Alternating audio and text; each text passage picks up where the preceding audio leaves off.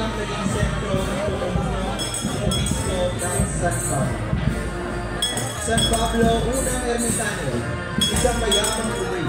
Sinalikuran ni San Pablo ang naging kayamanan ng iwa ng mga magulang upang iwasan ang musik sa mga Kristiyano.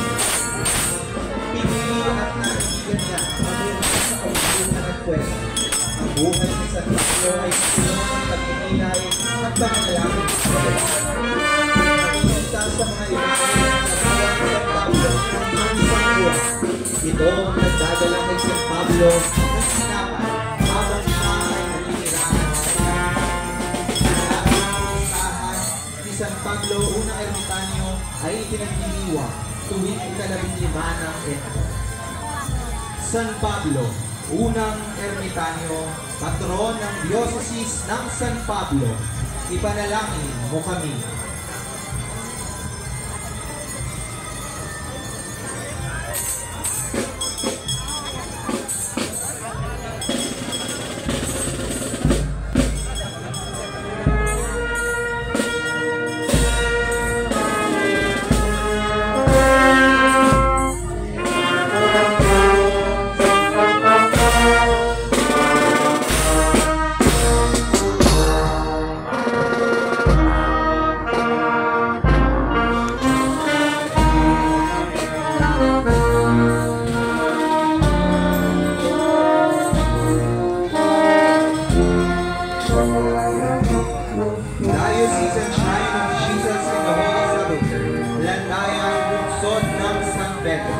Sa pamumuno ni Reverendo Padre Edgar M. Tito, Rektor at Cura Parroquia.